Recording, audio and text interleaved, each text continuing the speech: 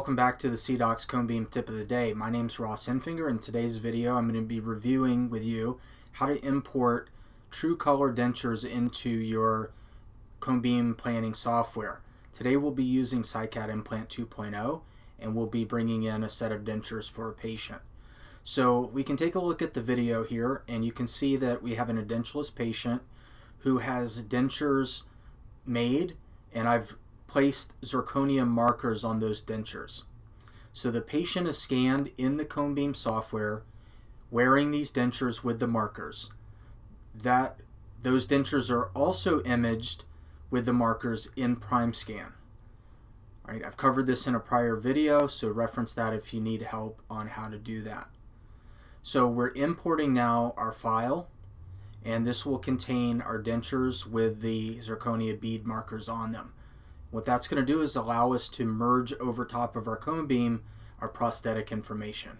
So you can see here, these are the scanned dentures. You can see the zirconia markers on each side of the denture. So I've placed 4 for each arch of the denture.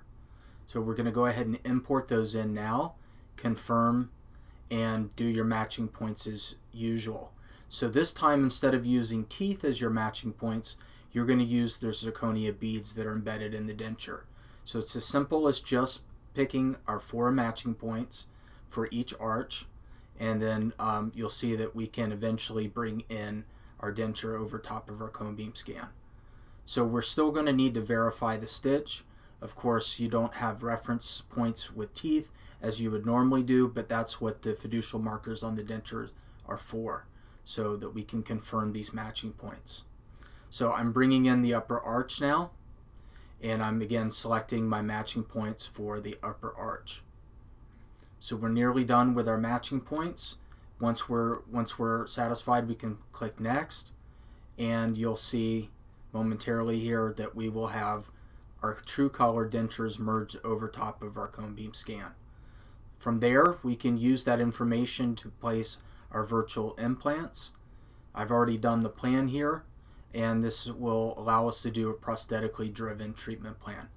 I hope you found this very helpful in showing you how to merge a denture, and we look forward to the next Tip of the Day video with you. Thanks so much.